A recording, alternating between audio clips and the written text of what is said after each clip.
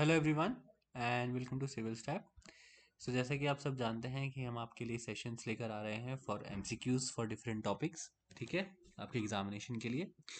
तो आज उसको ही कंटिन्यू करेंगे। तो आज का जो हमारा टॉपिक रहेगा वो रहेगा capital and revenue expenditure, events and transactions and accounting principles.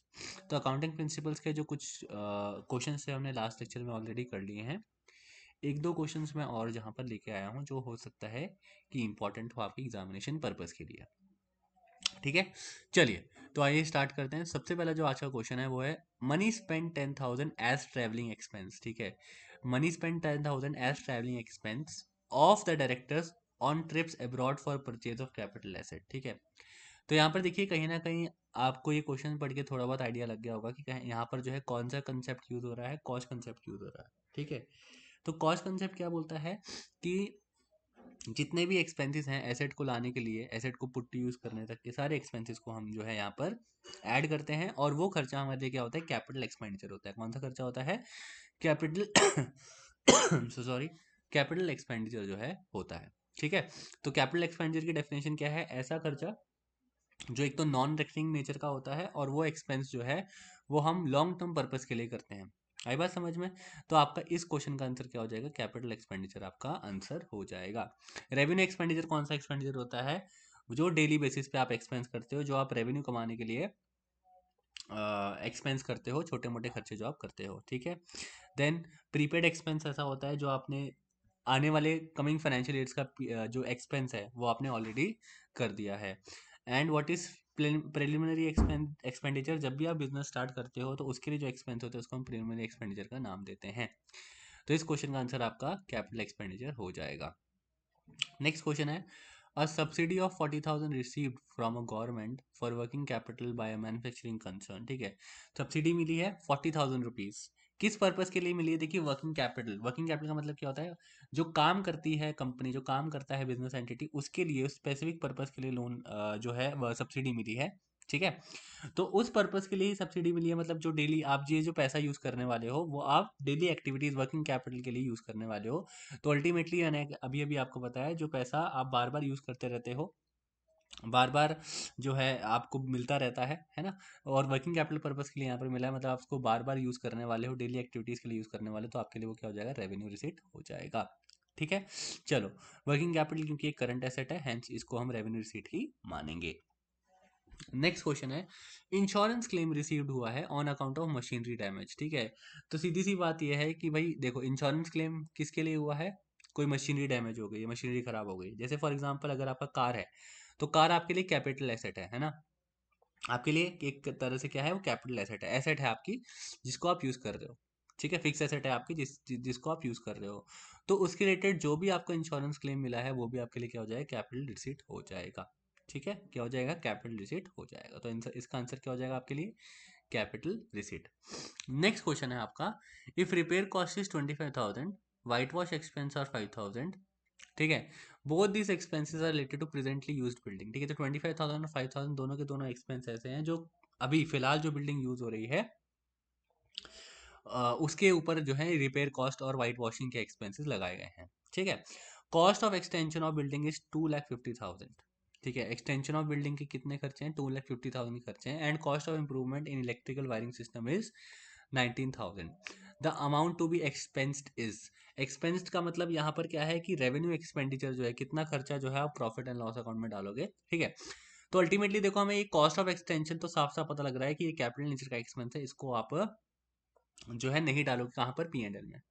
ठीक है, बाकी जो एक्सपेंस है आपका, कितना एक्सपेंस हो गया, 25 + 5। ठीक है, ये 30,000 रुपीज। ठीक है, 25 + 5 30,000 रुपीज जो है वो क्या हो जाएगा, आपका रेवेन्यू एक्सपेंडिचर हो जाएगा।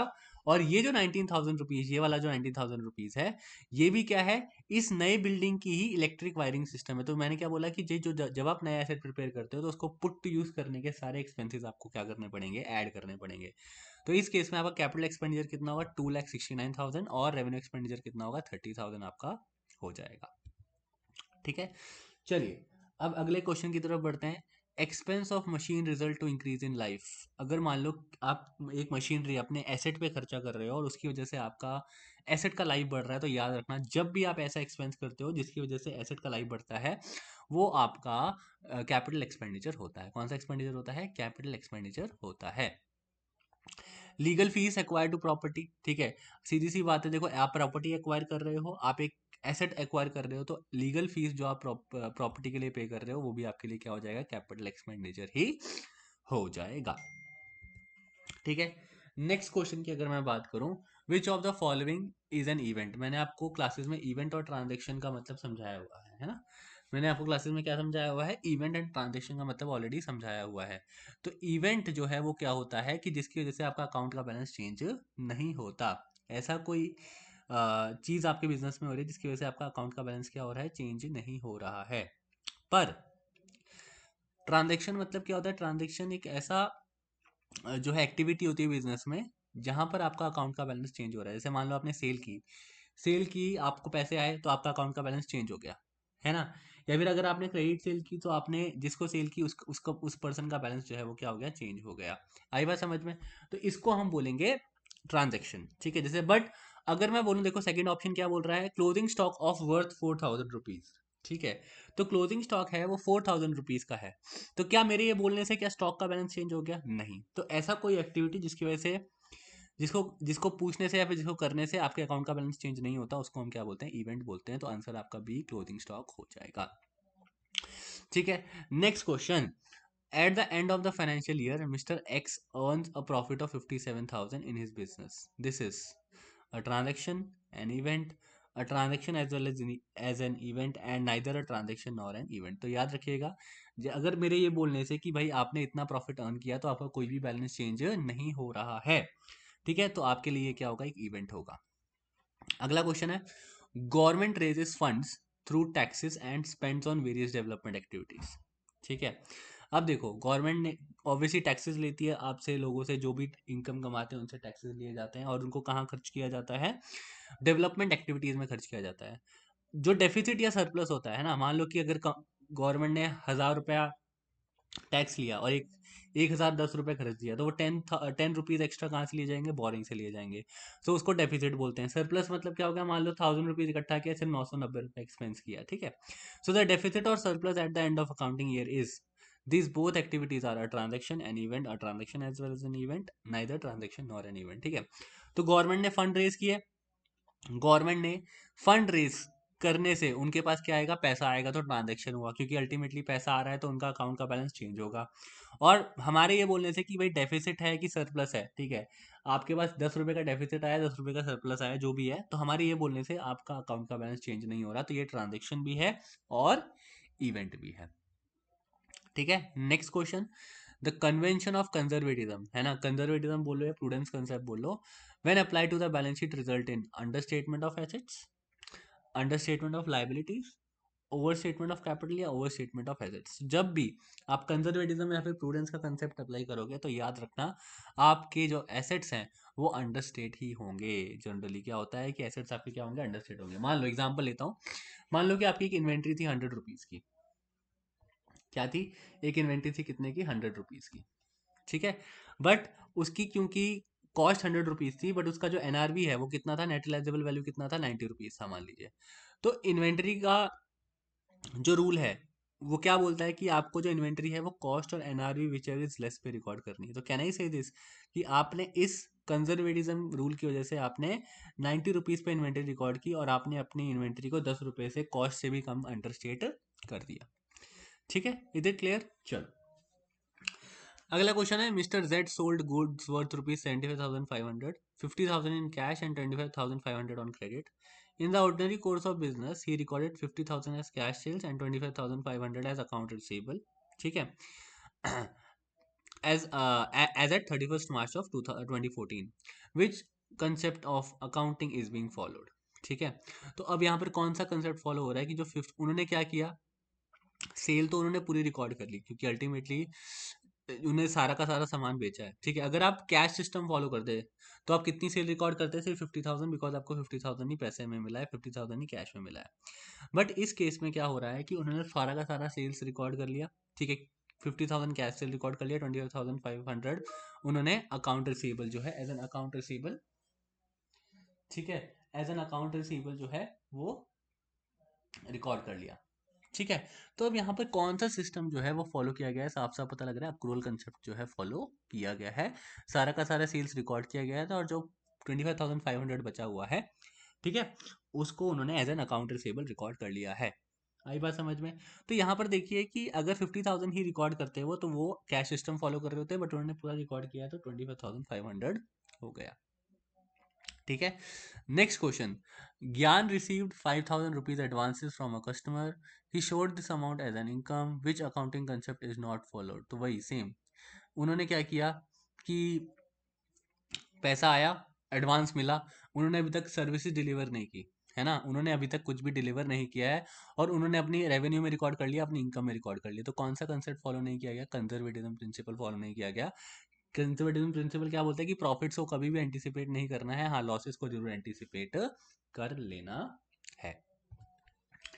Next question, if owner's equity of a business is 90,000 and profit are 60,000 for the year, calculate the total assets. तो अगर आपको अकाउंटिंग इक्वेशन आती है तो अकाउंटिंग इक्वेशन क्या बोलती है? Assets equal to liabilities plus capital. क्या है accounting equation? Asset equal to liabilities plus capital. ठीक है, तो ओनर्स इक्विटी 90 दे रखी है, ठीक है, ओनर्स इक्विटी, हाँ, ओनर्स इक्विटी कितनी दे रखी है? 90 दे रखी है, ठीक है, प्रॉफिट्स जो है and profits are 60,000 for the year, calculate the total assets. ठीक है, तो सिंपल सी ये बात है कि भाई ओनर्स इक्विटी मतलब कैपिटल 90,000 है, इसमें हम लोग प्रॉफिट भी ऐड कर देते हैं, बिकॉज आपका जो प्रॉफिट है वो जनरली कैपिटल में ही ऐड होता है, कैपिटल में भी आपका प्रॉफिट ऐड होता है, तो आपका ऑटोमेटिकली एसेट्स कितने आ गए? 1,50,000 आ गए। ठीक है, लाइबिलिटीज इस क्वेश्चन में थी नहीं, तो ओनर्स कैपिटल और प्रॉफिट को हम एक ही जगह पर लिखते हैं, मतलब ओनर्स कैपिटल के नीचे ही हम प्रॉफिट को शो करते हैं। Next question, small items like stapler, calculator etc are not shown in the books as fixed assets. ठीक है, देखो अल्टीमेटली अगर स्टेपलर की बात करूं या फिर मैं बोलूं कैलकुलेटर, तो ये कभी बिजनेस में 1 साल से ज़्यादा के लिए यूज हो जाते हैं ना, 1-2 साल 3 साल चल जाते हैं, बट फिर भी हम इसको फिक्स एसेट की कैटेगरी में शो नहीं करते, बिकॉज एक प्रिंसिपल कहते हैं मटीरियलिटी प्रिंसिपल। मटीरियलिटी प्रिंसिपल क्या बोलता है कि छोटी छोटी आइटम्स हैं उसको आप इग्नोर कर सकते हो, छोटी मोटी आइटम्स को आपको अगर बिजनेस में इग्नोर करना है तो आप कर सकते हो। तो बजाय उसको फिक्स, क्योंकि देखो अल्टीमेटली अगर आप उसको as a fix asset record करोगे छोटी छोटी एसेट्स को, तो आपको डेप्रिसिएशन कैलकुलेट करना पड़ जाएगा। इससे अच्छा आप 1 साल में खर्चा रिकॉर्ड कर दो, 400-500 रुपए के लिए आप कहाँ अलग से रजिस्टर मेंटेन करके रखोगे अपना। ठीक है जी, चलो next question, which of the following does not follow dual aspect. ठीक है, तो कौन सा इसमें से डुअल एस्पेक्ट फॉलो नहीं करे? डुअल एस्पेक्ट प्रिंसिपल क्या बोलता है? अगर एक एसेट बढ़ रहा है तो दूसरा एसेट कम होगा, या फिर लाइबिलिटी बढ़ेगी या फिर कैपिटल बढ़ेगी, मतलब बेसिकली वो बात करता है अकाउंटिंग इक्वेशन में। ठीक है, अगर ये बढ़ रहा है तो या तो दूसरा एसेट कम होगा, या तो ये बढ़ेगा या तो ये बढ़ेगा। अगर ये कम हो रहा है तो दूसरा एसेट बढ़ेगा, या तो ये कम होगा या तो ये कम होगा, मतलब बेसिकली हमेशा ये इक्वेशन जो है वो मैच करेगी। तो इनमें से कौन सा इक्वेशन जो है, कौन सा जो लाइन है आपको लग रहा है कि वो डुअल एस्पेक्ट को फॉलो नहीं कर रही है? Increase in one asset, decrease in other, बिल्कुल ये फॉलो कर रही है। Increase in both asset and liability, ये भी फॉलो कर रही है। Decrease in one asset, decrease in another, ये भी फॉलो कर रही है। Increase in one asset and capital. ठीक है, तो इनमें से आपको कौन सा लग रहा है कि कौन सी जो है वो फॉलो नहीं कर रही डुअल एस्पेक्ट? तो सिंपल सा आंसर ये है, decrease in one asset, decrease in another. ठीक है, तो यहाँ पर देखो डिक्रीज इन वन एसेट, हाँ ये जो सी वाला ऑप्शन है, ठीक है, हमने क्या बोला कि या तो एक एसेट बढ़ेगी दूसरी एसेट कम होगी, तो एक एसेट गिर रही है यहाँ पर, दूसरी एसेट भी गिर रही है। तो अगर मैं बोलूँ कि मान लो कि आपका ये 100 इक्वल टू 50 प्लस 50 है, ठीक है, 100 इक्वल टू 50 प्लस 50 है, तो अगर मैं मान लो 10 रुपए से एसेट गिरा रहा हूँ तो दूसरी एसेट भी 10 रुपए से गिरा रहा हूँ, तो ये मेरा कितना हो गया? 80 रुपीज हो गया, राइट? तो 80 इक्वल टू 50 प्लस 50 नहीं होगा, तो यहाँ यही कैच था यहाँ पर कि decrease in one asset, decrease in another. ठीक है, ये डुअल एस्पेक्ट प्रिंसिपल को फॉलो नहीं कर रहा। अगला क्वेश्चन है, as per the accrual concept which of the following is not true. ठीक है, तो सीधे सी अगर मैं बात करूं कि इनमें से कौन सा ट्रू नहीं है, ठीक है, देखो अगर आप सेल्स ले लो, सेल्स में से या फिर रेवेन्यू बोलो, सेल्स बोलो या रेवेन्यू बोलो, ठीक है, रेवेन्यू में से जब आप एक्सपेंस लेस करते हो तो आपका क्या आ जाता है? प्रॉफिट आ जाता है। आई बात समझ आ? अब इसी इक्वेशन को आप यहाँ पर चेंज करते रहो, है ना, इसी इक्वेशन को आप यहाँ पर चेंज कर दो। अगर मैं बोलूं क्या हमारी पहली इक्वेशन ठीक है? बिल्कुल ठीक है, कि रेवेन्यू में से एक्सपेंस करो तो क्या आता है? लेस करो प्रॉफिट आ जाता है ना। अच्छा, अब रेवेन्यू से प्रॉफिट लेस करो तो क्या एक्सपेंस आ जाएंगे? बिल्कुल आ जाएंगे, ये भी ठीक इक्वेशन है। सेल्स में से ग्रॉस प्रॉफिट लेस करो, रेवेन्यू आ जाएगा। क्या ऐसा हो सकता है? किस, देखो सेल्स और रेवेन्यू तो एक ही बात है। जब आप सेल्स में से रेवेन्यू को लेस, ग्रॉस प्रॉफिट को लेस करोगे तो रेवेन्यू कैसे आएगा? तो आपका तीसरा ऑप्शन जो है वो गलत है।